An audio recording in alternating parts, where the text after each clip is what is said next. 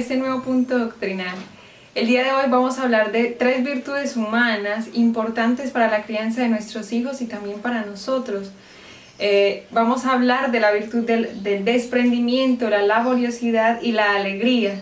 3 virtudes importantes para cultivar en el ambiente familiar y que no deben de ser ajenas para nuestro grupo familiar y para nuestro día a día.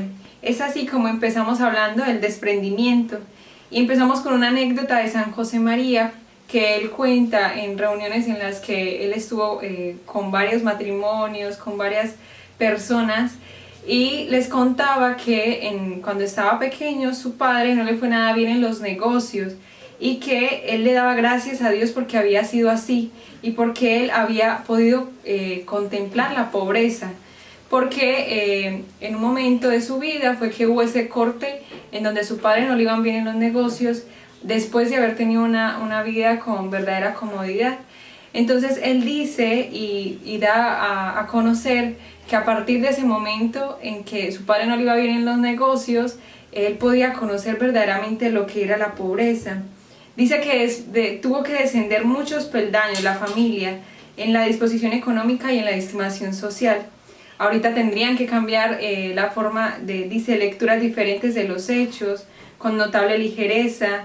Las amistades tuvieron que cambiar, hubo un descenso acelerado de la disponibilidad para adquirir ropa, alimento. Ahorita era diferente, poder adquirir un alimento o una prenda de vestir y verse incomprendido por muchas personas en la situación en la que estaban, incluidas los mismos parientes.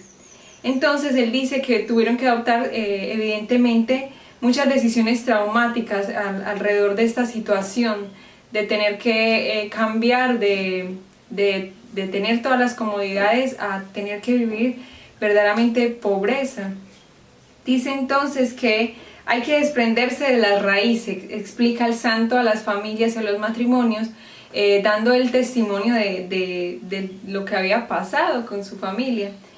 Hay que desprenderse de las raíces con el natural desgarro y marcharse a otra ciudad porque les tocaba irse a otro lugar para desempeñar un trabajo muy inferior al que le correspondía por su rango. Adoptar estas decisiones traumáticas tuvo por parte de su padre, ya que a partir de estas decisiones que tuvo que tomar es que la familia tuvo que adoptar cada una de las decisiones que él tomaba en realidad. Dice que tuvo que desprenderse de las raíces con el natural desgarro. Él veía a su padre que tenía que desprenderse de lo que él había empezado a formar en su familia. Y luego tuvo que marcharse a otra ciudad para desempeñar un trabajo muy inferior al que le correspondía por su rango.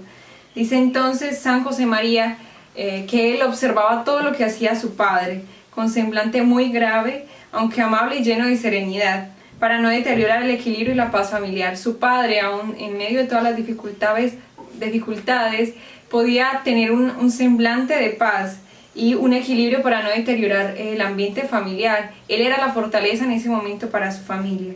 Mientras tanto, doña Dolores y Carmen, que eran su mamá y su hermana, escondían aquella pobreza vergonzante, sabiendo mantener con elegancia el tono distinguido del hogar. Ahí se agudizó entonces el ingenio de San José María para convertir un trasto desechado en un mueble con gracia. Es decir, él tenía ahorita la capacidad, por ver la necesidad de convertir algo que era verdaderamente desechado o desechable, en convertirlo en algo con gracia, algo que pudiera servir para la familia. Nos hacen preguntarnos cuántas de nuestras familias ahorita pueden estar pasando por esa situación, incluso la de nosotros. ¿Cuántas familias están pasando por una situación o un cuadro parecido en donde alguna dificultad económica hace que los mismos integrantes de la familia busquen soluciones para poder saldar esa necesidad, para poder buscar la solución a grandes dificultades? Y hay acontecimientos en la vida en que se deben de ver con diferente lectura, es decir, acontecimientos en donde nosotros debemos verlos con la mirada de la fe, que es distinto a verlos con otra mirada, en donde no hay esperanza en lo que Dios está haciendo con nosotros.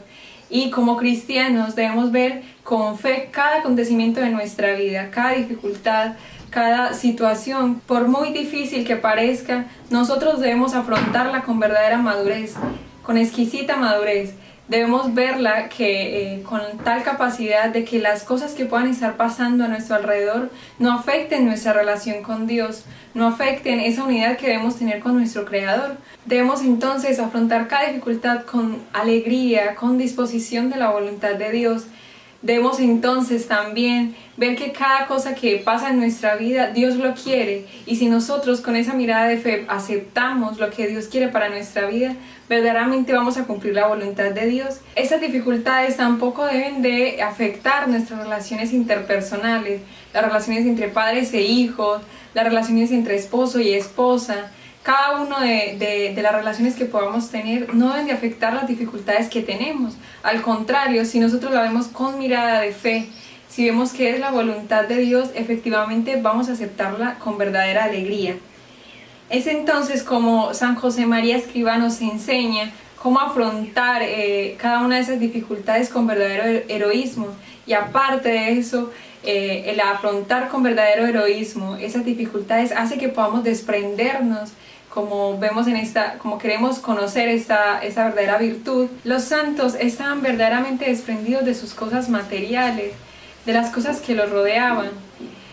Una anécdota de San José María es que cuando él estaba empezando su sacerdocio, su madre incluso se compadecía de él porque veía que su hábito estaba totalmente remendado y que aparte él era verdaderamente elegante, le gustaban las cosas bien hechas, le gustaba estar bien vestido. Su madre verdaderamente se compadecía de él y empezaba a zurcir o a remendar su hábito porque estaba verdaderamente desgastado. Aparte de eso también ella veía cómo en sus zapatos podía tener agujeros de tanto caminar para la predicación y que él en medio del deseo de vivir esa pobreza no los cambiaba, hasta que ya después, cuando ya fue fundador del Opus Dei, sus mismos hijos ya no permitían que pudiera tener zapatos de tal modo. Pero en sus inicios, él totalmente desprendido de las cosas materiales, podía pasar con estas cosas. Que nadie entonces confunda esos detalles con pobretería o desarreglo, que detestaba desde su época de seminarista. Él verdaderamente no era que estuviera desarreglado, sino que verdaderamente estaba desprendido. Estaba desprendido hasta de su pluma estilográfica, es decir, estaba desprendido incluso de algo muy sencillo, pero que verdaderamente le robaba tiempo para Dios, verdaderamente le robaba el afecto a Dios. ¿Cuántas veces en nuestras familias puede pasar que una prenda de vestir, cualquier detalle de nuestra vida, no lo prestamos, o entre los mismos familiares están totalmente ensimismados con sus cosas, nadie me toca, nadie me coge porque es mío, y nos apropiamos de las cosas de tal modo que incluso podemos terminar perdiendo la relación familiar simplemente por algo material? Es entonces como el santo San José María nos enseña como algunas señales de cómo podemos guiarnos para verdaderamente vivir desprendidos de las cosas materiales, de las cosas que nos rodean y que verdaderamente nos quitan tiempo para Dios. Él nos dice que la primera es no tener ninguna cosa como propia, es decir, podemos tener cosas materiales que están en nuestro uso, pero que nosotros podemos no depender de ellas como propias, no decir como si no lo uso yo, no lo usa nadie, simplemente por egoísmo. Entonces él nos enseña que no debemos tener ninguna cosa como propia, ninguna cosa como egoísta. La segunda señal que él nos enseña es no tener ninguna cosa por superflua, es decir, no tener ninguna cosa que no sea necesaria, cosas que sean innecesarias, cosas que nosotros podamos tener que no son básicas para nosotros y que tenemos simplemente por un apego. Y ese apego, esa división del corazón para con las cosas materiales y las cosas y para con Dios, hace que el alma no pueda verdaderamente entregarse a Dios, porque así nos dice el Señor en el Evangelio, que nosotros no podemos tener el corazón dividido en dos amores, en el amor a Dios y en el amor a las cosas materiales. Y en el Evangelio dice que el amor al dinero.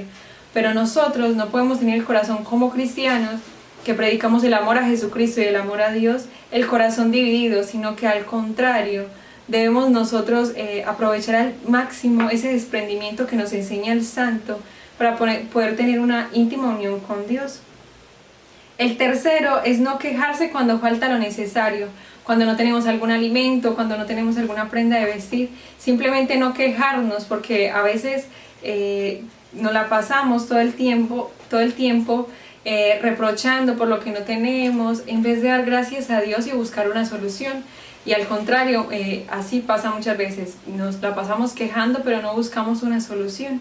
Y eso es un reflejo de que los padres pueden dar a los hijos y que verdaderamente no es un testimonio para ellos, para poder ellos crecer en esta virtud del desprendimiento y el amor a Dios. Nos dice el santo como cuarto punto que cuando se trata de elegir, escoger lo más pobre, lo menos simpático, es decir, lo menos suntuoso, lo menos exagerado que podamos poder tener, y al contrario escoger lo menos simpático, es decir, lo que no se vea tan exagerado, simplemente por desprendimiento.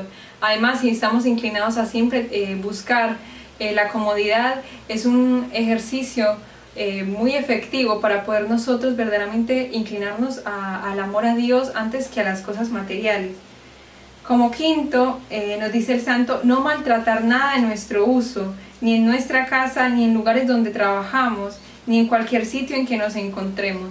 Es decir, es un verdadero acto de pobreza y un verdadero acto de desprendimiento, cuidar cada detalle que podamos tener en nuestra vida, en el trabajo, en nuestra casa.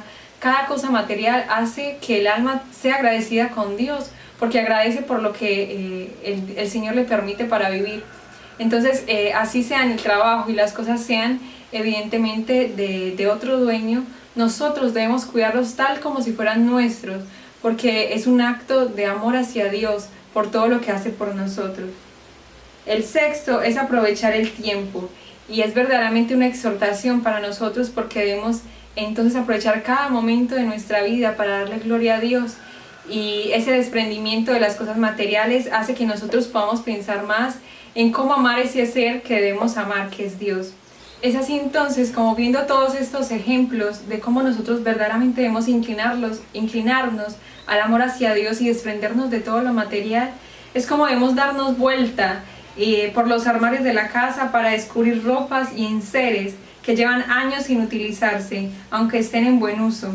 Nos puede encender los pilotos de alarma, es decir, el ver cosas que tenemos que quizás llevan muchísimo tiempo ahí en ese lugar, pero que nosotros no utilizamos, hace que verdaderamente nos demos cuenta de que estamos apegados a muchas cosas materiales y que no son necesarias para nuestro vivir.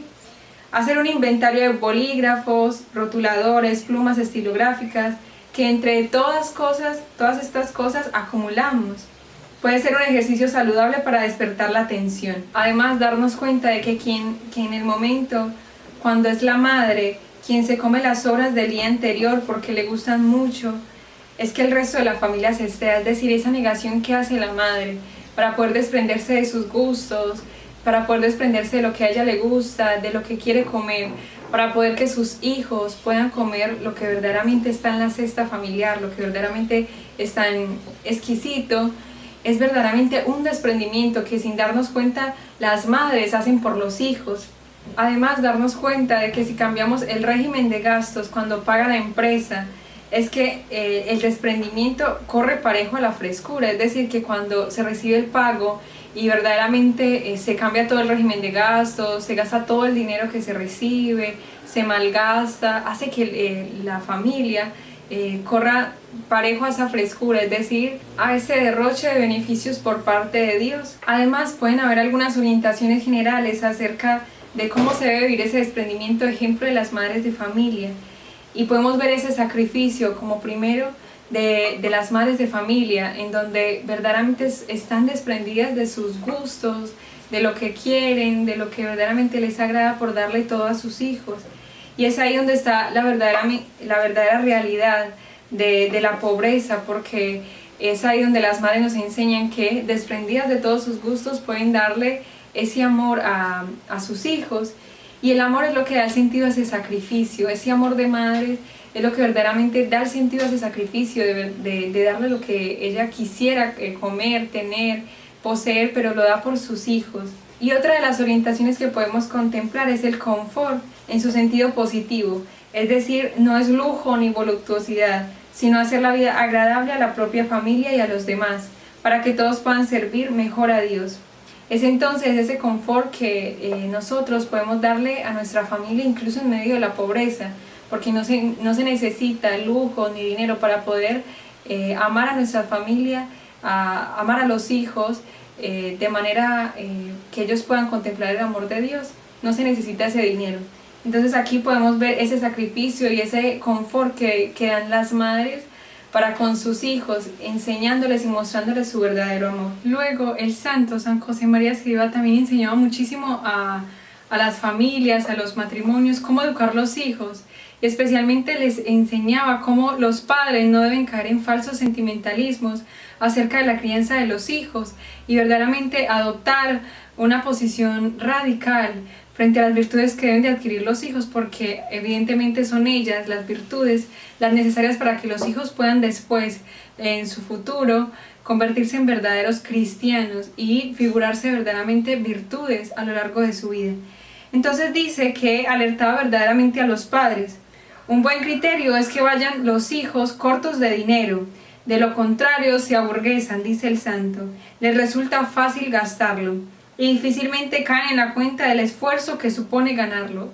Es decir, a los hijos verdaderamente se les debe enseñar el valor de lo que adquieren, el valor de lo que los padres mismos dan a sus hijos, para que viendo ellos la necesidad y la escasez de este puedan valorarlo. No es sencillo tener la valentía de contentarse con un tono de vida sobrio, sabiendo decir que no, pero es una vida de agua por donde zozobran demasiadas veces desde bien pequeños los hijos. Cualquier educador o persona acostumbrada a tratar jóvenes aportaría sobradas pruebas de las consecuencias de todo orden que acarrea la ligereza del uso del dinero. Es decir, cualquiera puede enseñar y mostrar las verdaderas consecuencias de usar bien el dinero a los hijos, de cómo los hijos verdaderamente deben de tener una conciencia bien clara de cómo usar el dinero, y para ello es necesario que los padres también los eduquen en la ligereza del uso del dinero. Es decir, como decíamos anteriormente, de que ellos puedan tener el dinero necesario y no que ese dinero puedan utilizarlo para aburguesarse y utilizarlo para otras cosas diferentes a las necesidades que puedan tener. Entonces, aunque es una tarea difícil y aunque puede costar, es verdaderamente un esfuerzo de los padres para poder educar a los hijos. Surge entonces el interrogante: ¿es coherente recortar los gastos de los hijos cuando los padres cambian de coche cada 2 años, las marcas de cualquier prenda de vestir tienen el valor altísimo y hay que salir a cenar todos los fines de semana? Los hijos ven, observan y anotan todo. En el afán constante por los padres buscar disculpas, no es difícil autoexcluirse de esta exigencia de desprendimiento al compararse con el entorno. Es decir, una expresión: yo no salgo con mi mujer 3 noches a la semana a cenar. Hay estrecheces, es decir, dificultades que exigen otra lectura a primera vista paradójica. Cuando las dificultades económicas llegan, se puede contagiar a los hijos de un sentimiento de pesares y malestar.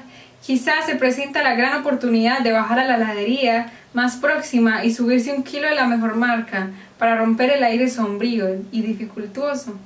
Es posible que sea un gesto difícil de olvidar.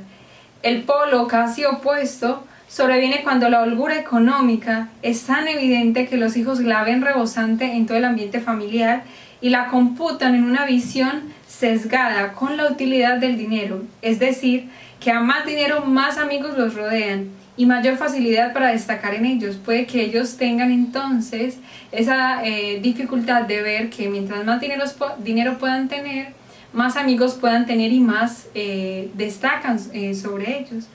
Lo curioso es que esos mismos padres pueden estar viviendo personalmente una austeridad muy notable, que a ellos les pasa desapercibida porque la ven envuelta en una gran categoría humana, tanto más valiosa cuanto de mayor cantidad de dinero se dispone, sin dejarse atrapar por su abundancia. En esas circunstancias, los padres han de vencer el pudor para dejar ver detalles de sobriedad, no ostentosa, pero sí palpable. Es decir, si choca a los hijos el comportamiento de los padres, siempre se puede utilizar la vena del humor, para asegurar que los padres que ellos no tienen padres ricos, para poder cambiar de cámara fotográfica cuando aparezca el último modelo. Es decir, los padres educan a los hijos en esto, cuando les enseñan que no siempre se debe cambiar de último modelo de teléfono, de cámara fotográfica cada vez que aparezca uno nuevo, aunque se tenga la capacidad, porque eso hace que ellos vean que naturalmente sí, para los padres es normal gastar el dinero y derrocharlo en este tipo de cosas, lo harán ellos también con otras cosas, porque ven ese ejemplo en los padres. Hay un paradigma que se utilizó muchísimo por el fundador del Opus Dei, en donde él dice que para él el mejor modelo de pobreza han sido siempre esos padres y madres de familia numerosas y pobres que se desviven por sus hijos y que con su esfuerzo y constancia, muchas veces sin voz para decir a nadie que sufren necesidades, saquen adelante a sus hijos, creando un hogar alegre en el que todos aprenden a amar, a servir y a trabajar. Es decir, es un ejemplo de vida aquellos padres que pueden sacar adelante a sus hijos, aún con tantas dificultades, aún con cosas que puedan estar pasando en la vida familiar, aún con todo eso, los padres que pueden enseñar a sus hijos ese verdadero sentido de amar, servir y trabajar, porque son ellos los que deben infundir esto a sus hijos. Ni toda la pobreza es santa, ni toda la riqueza es mala. Es un buen punto para uno evaluar cómo está la familia y cómo están esos niveles de pobreza dentro de la misma, no tanto por la escasez de dinero, sino por el uso de las cosas, por la valoración y apersonamiento de las cosas que se tienen, por el desapego que tengo a las cosas materiales, es decir, que soy capaz de darle al otro que necesita, cuando tenemos algo que pueda ser de nuestro uso, pero que nosotros podamos compartir con los demás. Ahí en ese desprendimiento es que verdaderamente podemos evidenciar el nivel de pobreza o de riqueza que podamos tener. No es esencialmente esa riqueza material, sino también en el espíritu. Con todo, hay un buen antídoto para vacunar a los hijos y a los padres en el uso desenfrenado del dinero. Visitar cualquier barrio extremo de una gran ciudad donde se apiñan todas las personas, unas sobre otras para resguardarse de frío, y donde se carece de los medios para la higiene más elementales. Es una buena píldora, como dicen, para poder nosotros verdaderamente contagiar a los hijos con ese espíritu de valoración de las cosas que tienen, de las cosas que pueden adquirir y las cosas que se les han dado por medio de los mismos padres. Una anécdota que cuenta un sacerdote es que un amigo suyo le decía que él tenía mucho dinero y que abriendo su corazón a este sacerdote le aseguraba que él no sabía si era bueno, porque jamás había encontrado una mujer enferma, sin trabajo, sin un céntimo, con los hijos debilitados por el hambre o tendido en medio de la calle sin cobijo. No sabía si era un hombre honrado, repetía, porque nunca le había sucedido esto. Entonces, esos niños que ya desprecian los dulces porque están cansados de comerlos, o a ese joven que le sobra dinero para derrocharlo en cualquier otro tipo de cosas, tiene la epidermis suficientemente cauterizada, es decir, suficientemente neutralizada, para no darse cuenta de que hay gente que carece de lo necesario, y cuando se le pide ayuda para sacar adelante algo que merezca la pena o el favor de los demás, inclina la cabeza hacia un lado y hacia el otro y da una limosnita. Es decir, esa falta de crianza de los hijos, educándolos en valorar lo que se les da, en verdaderamente neutralizar la cantidad de dinero que se les da, hace que ellos verdaderamente vivan desprendidos de todos los bienes materiales y puedan primeramente también darse a Dios. Y además se puede evidenciar esto porque no ven la necesidad de los demás. Si el ser humano está tan centrado en sí mismo, en sus necesidades, en sus cosas, no puede ver lo que alrededor pasa y lo que los otros necesitan.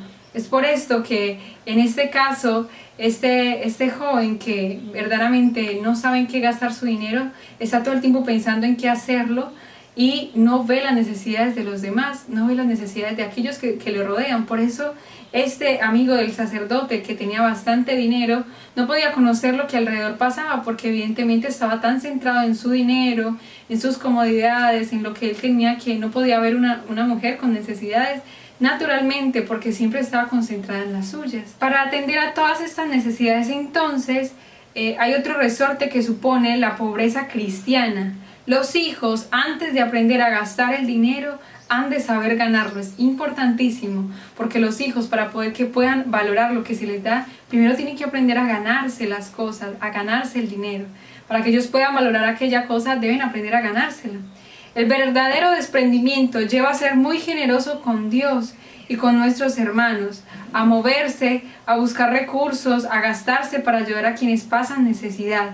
No puede un cristiano conformarse con un trabajo que le permita ganar lo suficiente para vivir él y los suyos. Su grandeza de corazón le impulsará a arrimar el hombro para sostener a los demás.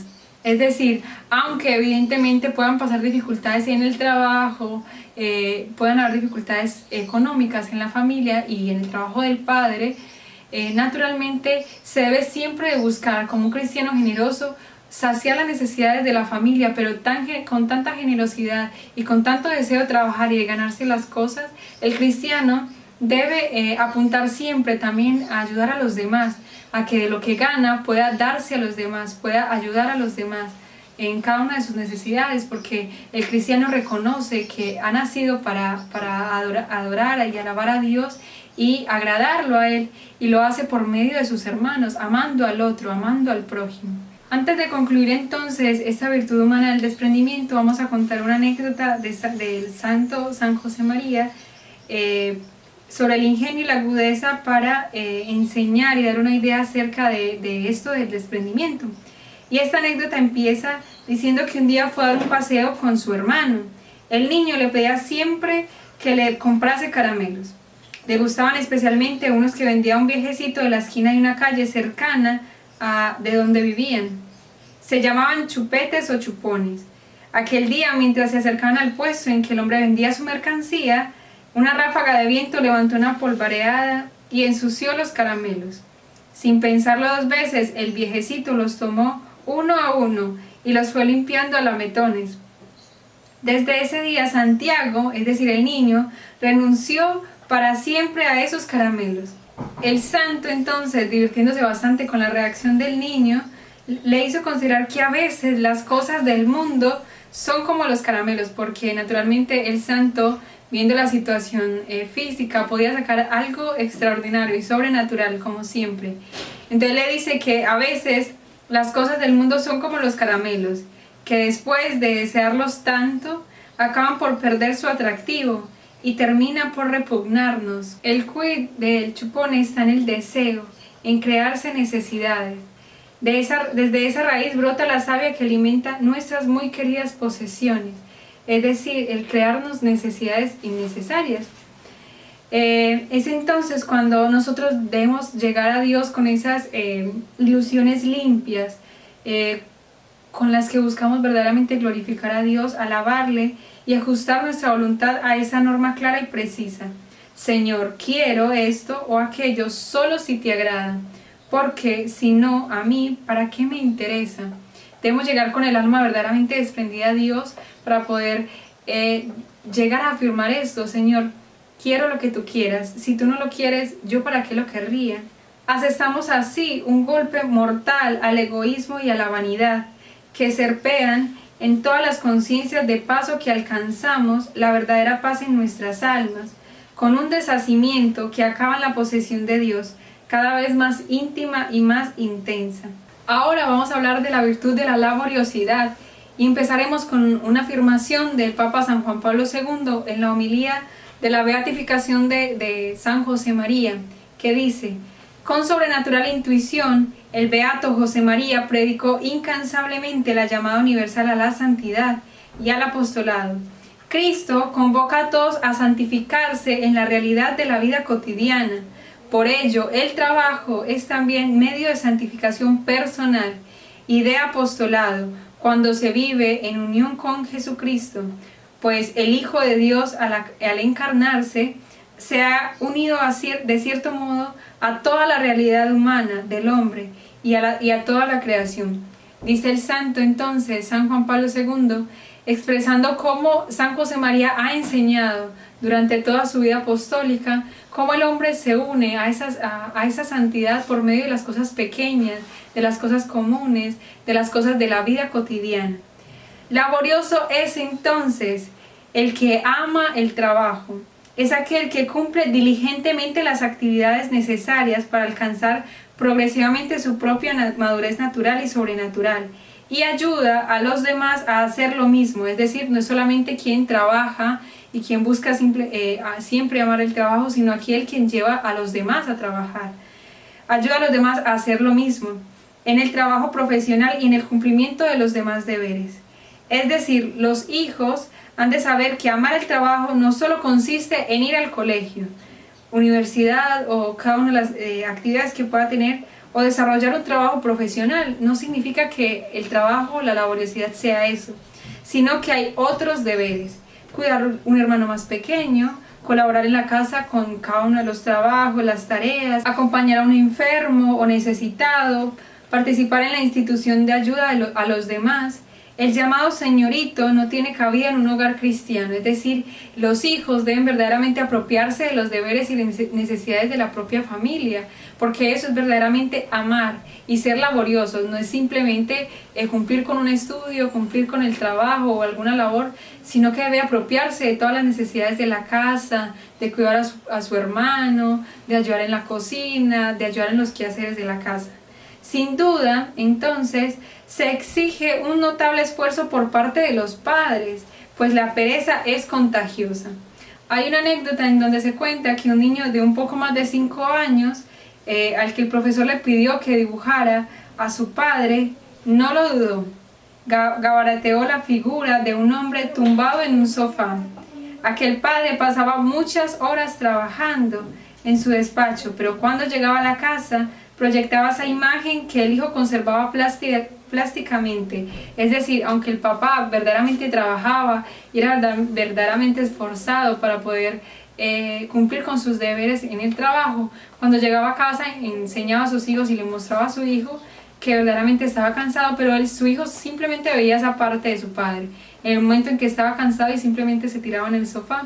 Entonces es aquí donde verdaderamente los padres deben contagiar a los hijos de esa virtud de la laboriosidad, de ese amor al trabajo, de ese amor al sacrificio, de ese amor a cumplir los otros deberes como deberían de hacerlo los hijos. Hay una homilía del fundador del Opus Dei, San José María, titulada El tesoro del tiempo, en la que glosa su brevedad y la necesidad de rendir para Dios, aprovechando ese don en el que tenemos ocasión de merecer, es decir, la laboriosidad. En muchas ocasiones utilizó en su predicación el episodio legendario Rey Midas, que convertía en oro todo lo que tocaba. El que es laborioso, entonces, aprovecha el tiempo, que no solo es oro, es gloria de Dios. Hace lo que debe y está en lo que hace. Y no por rutina ni por ocupar las horas, sino como fruto de una reflexión atenta y ponderada. Los hijos han de aprender a darse todo el tiempo y dar cuenta de su tiempo, conscientes de que estar tumbados porque ya lo han estudiado todo no conduce a nada bueno y abre la puerta a muchos males. Es decir, que los hijos no se deben acostumbrar a que no hacen nada porque verdaderamente lo han estudiado todo y lo conocen todo, sino que verdaderamente deben de aprender a darse todo el tiempo, a servir, a ayudar. Aunque resulte obvio, para santificar el trabajo hay que trabajar. Cuestión distinta a pasar todo el día ocupado. Es distinto trabajar y amar el trabajo, amar lo que hago, a estar todo el tiempo ocupado. Es necesario insistir en que trabajar significa hacer aquello que se debe hacer en el momento oportuno, porque estar ocupado muchas veces no es esencialmente estar trabajando o estar haciendo algo productivo o no estar desperdiciando el tiempo, sino que al contrario se está haciendo algo que no es necesario en el momento. A diferencia de estar trabajando, ahí la diferencia de trabajar y estar ocupado. Naturalmente, estos requisitos exigen poner en juego nuestros talentos con la no despreciable dosis de fatiga, es decir, para poder trabajar se necesita verdaderamente sacrificarse, fatigarse, esforzarse, verdaderamente llevar ese espíritu de sacrificio y de esfuerzo. Un talento debe ser bien utilizado, no puede ser desperdiciado. La fatiga no es otra cosa que el esfuerzo de la inteligencia y de la voluntad de cada hombre para dominar el don que le es ofrecido gratuitamente por el Creador. Es decir, quien se fatiga está dando todo de sí, todos los dones que pueda haber recibido de Dios, para dárselos a la comunidad, para dárselos al ser humano, para dárselos a quienes rodean, a la familia, en el trabajo. Y el patrimonio transmitido por la cultura a la que pertenece. Además de saldar esta deuda en la medida de nuestras fuerzas, el hombre no solo transforma las cosas y la sociedad, sino que se perfecciona a sí mismo, es decir, por medio de la fatiga, del esfuerzo, del sacrificio, no solamente perfecciona la sociedad y todo lo que le rodea, sino que también se perfecciona a sí mismo. Aprende mucho, cultiva sus facultades, se supera, trasciende. Esa laboriosidad que tan estrechamente va unida a la diligencia, sabe que tiene a mano un recurso muy limitado, al que debe prestar suma atención. Diligente viene del verbo diligo, que es amar, apreciar, escoger, como fruto de una atención esmerada y cuidadosa. No es diligente el que se precipita, es decir, es diferente amar, ser cuidadoso, a aquel que verdaderamente se precipita, acelera para hacer las cosas, sino el que ama, el que trabaja con amor, primorosamente. Al hacer Pablo VI su peregrinación por Tierra Santa sobre las piedras del solar donde vivió la Sagrada Familia, quiso relatar el valor del trabajo. Y dice: en Nazaret durante 30 años, en el silencio y el ocultamiento, brilla una lección de trabajo. Aquí es donde querríamos compendiar y celebrar la ley severa y redentora del trabajo humano, es decir, ese amor y ese sacrificio que se veía en la Sagrada Familia, el trabajo esmerado de Jesucristo en toda su peregrinación por la tierra, en donde aprendió verdaderamente de San José a trabajar. Y son ellos el verdadero ejemplo para nosotros de vivir esa laboriosidad, ese amor al trabajo, como lo hicieron ellos.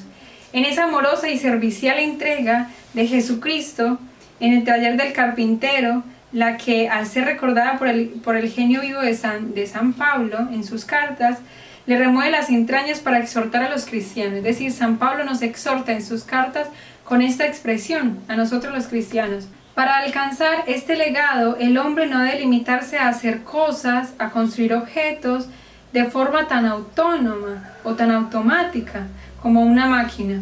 El trabajo nace del amor, es decir, no es simplemente realizar cosas por hacerlas, trabajar no significa solamente eso, sino que al contrario, trabajar significa y nace del amor, manifiesta el amor y se ordena el amor.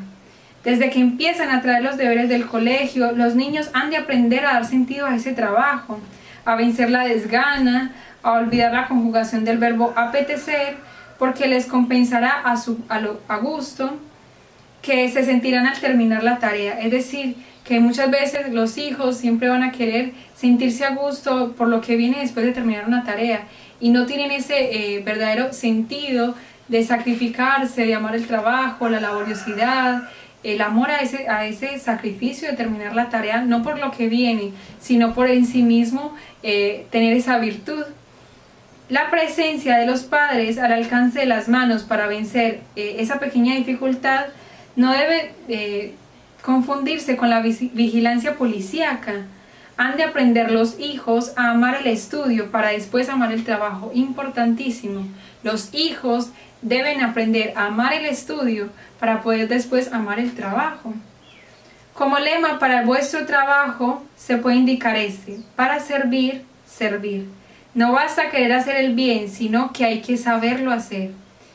Importante, no basta querer hacer el bien, sino que hay que saberlo hacer. Es decir, no basta con simplemente yo darle a una persona algo que tengo y no esforzarme por darle lo mejor que yo pueda darle. Solo lo bien hecho educa. El ejemplo de los padres marca a los hijos, pero hay facetas en las que aparece especialmente clamoroso. Por ejemplo, es difícil gritar al oído de cada uno de los hijos con el trabajo silencioso. Muchas veces puede ser dificultoso para los padres enseñarles a los hijos por medio del ejemplo, pero ese trabajo, aunque sea difícil, es muy eficaz. No importa que hoy los padres pasen desapercibidos, pero emergerá más tarde como señal inequívoca de entereza. El silencio es a veces clamoroso. Por el contrario, la continua queja sobre las dificultades profesionales o la valoración del trabajo solamente en unidades de metálico no son los mejores antecedentes para que los hijos afronten la vida profesional. Es decir, que los padres son el ejemplo vivo de cómo los hijos van a aprender a enfrentar cada una de las dificultades. Si los padres, luego de venir del trabajo, de regresar del trabajo, de hacer sus cosas en la casa, ven que los hijos que todo el tiempo se están quejando de lo que pasa en el trabajo, se quejan de lo que pasa en el lugar donde permanecieron, esto es lo que van a aprender y afrontar de la misma manera las dificultades, a quejarse todo el tiempo y no a solucionar. Has de permanecer vigilante como padre para que tus éxitos profesionales o fracasos que vendrán no te hagan olvidar, aunque sea solo un momento, cuál es el verdadero fin de tu trabajo, la gloria de Dios. Eso es verdaderamente importante, que los padres, para poder que puedan enseñar a sus hijos que verdaderamente tiene valor el trabajo, es simplemente porque por medio del trabajo van a glorificar a Dios. Todo éxito es prematuro y todo fracaso también. Qué gran lección pueden aprender los hijos si los ven enfrentarlos de igual modo. San José María explica a los padres cómo deben de tener guardia frente a los hijos, sábelo todo, con aires de suficiencia, que tan molestos y antipáticos aparecen. Alerta a los padres porque ahí puede caer cualquiera. No olvidar que hasta las medianías pueden pecar por demasiado sabias. Buena cautela será ante el englotamiento vanidoso de los hijos, abrirles interrogantes con sentido del humor, para que descubran lo mucho que les falta por saber y necesidad de aprender de cualquiera, por muy romo que parezca. Pero junto con ese aviso también dice el santo a los padres: su vida, el trabajo, no debe ser labor negativa, no debe ser anti nada, debe ser afirmación, optimismo, juventud, alegría y paz. También con el que trabaja en la competencia, que no es un enemigo, sino un hombre que lucha por abrirse camino. Además, uno de los biógrafos de José María anota que su lema era hacer, hacer, hacer y dar que hacer. Es una buena asignatura para las madres de familia que se empeñan en hacerle todo a los hijos mientras los hijos verdaderamente están cesteando, es decir, están comiendo y haciendo las cosas a su comodidad. Continuamos entonces con la virtud de la alegría y empezamos con una anécdota de una familia con un padre de 9 hijos y maestro de educadores. Cuenta a su compañero de trabajo y explica cómo es su familia. Decía: he pensado muchas veces en don Tomás antes de haberle visto, es decir, al padre de familia. Conociendo a varios de sus hijos de un modo un poco novelesco, me intrigaba ese cierto aire de familia común a todos ellos, es decir, todos los hijos tenían un verdadero aire de familia común, a pesar de tan sensibles diferencias y que sin embargo no era posible referirlo a simples rasgos físicos. Para captar la originalidad de estas características es necesario imaginárselos juntos, unidos inseparablemente. Esos rasgos son 4: una luz, una sonrisa, una sobrenatural atención y una energía invencible. Es decir, esta persona explica cómo esta familia se caracterizaba por esa unidad, por esa alegría, y que aún así él quería conocer a don Tomás, que era el padre de los hijos, y que simplemente viendo a los hijos deseaba ver ese padre que verdaderamente les había enseñado tales rasgos y tales virtudes. Dice entonces: una familia así no se improvisa, supone muchos años de amorosa fidelidad a la atención sacerdotal del santo San José María, porque la familia, es decir, el padre de familia, era muy unido al santo San José María, quien le enseñó cómo debería criar a sus hijos en estas virtudes. Es entonces como San José María le enseña, pero él cultiva las virtudes que le enseña el santo en su familia. 55 años después, muy próximo a su muerte, don Tomás le confió a uno de sus hijos recordando aquel primer encuentro con San José María, diciendo él: yo desde que le conocí puse mi alma en sus manos. Todo lo había aprendido de él, es decir, él había aprendido cómo criar a sus hijos por las virtudes que podía haber enseñado el santo. La alegría de un hombre de Dios, de una mujer de Dios, ha de ser desbordante, serena, contagiosa, con gancho. En pocas palabras, ha de ser tan sobrenatural, tan pegadiza y tan natural que arrastre a los otros por los caminos cristianos. Es decir, la alegría de un cristiano debe contagiar a quienes quizás no tienen fe para poder llevarlos verdaderamente a Cristo. Los santos sabían reír como niños, con anécdotas y chistes. Los santos hacían reír con su sentido del humor a las personas con las que hablaban, con las que las rodeaban. Además, San José María decía que era demasiado alegre y que no era una cuestión táctica, es decir, ni un brote de simpatía espontánea, no era algo momentáneo su alegría, aunque la tenía sobrada. Con más frecuencia de lo que se puede suponer, aquellos destellos de buen humor que tenía el santo emergían desde la fatiga y el cansancio, que se esfumaban al estar rodeado de sus hijos, porque se proponía mostrar en cualquier ocasión que la misión era ser alegre y amable en el camino de la santidad en el mundo. Es decir, que a pesar de las dificultades que puedan haber, el santo y el padre de familia y el cristiano debe verdaderamente ser alegre, aún a pesar de todas las dificultades. En una sencilla mirada aparecen otras palabras que le dan sentido: abandono a la voluntad de Dios, unida a la tribulación, inseparable del sacrificio, pago del servicio, resultado de la humildad, frescor en la lucha, recompensa en la entrega, fruto de la cruz, resplendor de la verdad. Nunca es nerviosa, impaciente ni ruidosa. La describe así uno de los escritos de San José María. La alegría cristiana no es fisiológica, es decir, no es algo simplemente exterior.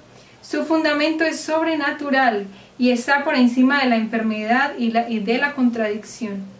La alegría no es alborozo de cascabeles o de baile popular. La verdadera alegría es algo más íntimo, más interno, algo que nos hace estar serenos, rebosantes de gozo, aunque a veces el rostro permanezca severo. La alegría es un fruto y no una semilla, es decir, el fruto, la semilla debe ser cumplir la voluntad de Dios para que el fruto sea la alegría del cristiano. Para empapar la convivencia familiar de un clima atractivo, no es necesario ser chistoso u ocurrente, basta demostrarles cariño, pues el amor produce al hombre la perfecta alegría. El panorama que acabamos de describir sobre las virtudes humanas está muy alejado de cualquier ambiente tenso o generador de ansiedades injustificadas. Para entender el equilibrio y armonía que han de ser el clima de la casa, de los hogares, hay que pensar detenidamente en la casa de Nazaret e intentar encontrar allí la clave, es decir, en esa Sagrada Familia se debe encontrar como familia la clave para poder vivir verdaderamente esa alegría cristiana. Qué gran ejemplo de convivencia cotidiana, afirma León XIII refiriéndose a la Sagrada Familia. Qué perfecta representación de un hogar. Allí se vive con sencillez de costumbres, de calor humano, en constante armonía de sentimientos, sin desorden, con mutuo respeto, con amor sincero, sin fingimientos, plenamente operativo para la perseverancia en el cumplimiento del deber, que tanto atraen a los que lo contemplan. Se da sin duda el esfuerzo por lograr los medios necesarios para la alimentación, es decir, entre todos buscan los medios para hacerlo, pero con el sudor de la frente. Actúan así los que contentos con poco trabajan más para necesitar menos que para tener más. Y por encima de todo se logra la absoluta paz del espíritu, con la consiguiente alegría del alma. Dos cosas que acompañan la conciencia de quien obra bien: esa paz del espíritu y esa alegría del alma.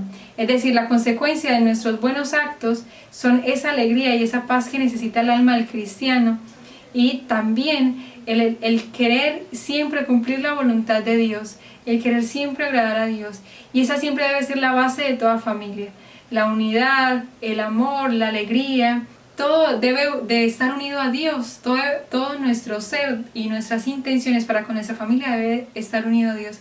Es así entonces como pidámosle a la Sagrada Familia de Nazaret, que son verdadero ejemplo de vida cristiana, que nos den la gracia de poder tener dentro de la familia cristiana, dentro de sus propias familias, esas virtudes tan necesarias para cultivar en los hijos: el desprendimiento, la laboriosidad y la alegría de un cristiano verdaderamente enamorado de nuestro Señor. Gloria al Padre, al Hijo y al Espíritu Santo, como era en el principio, ahora y siempre, por los siglos de los siglos. Amén.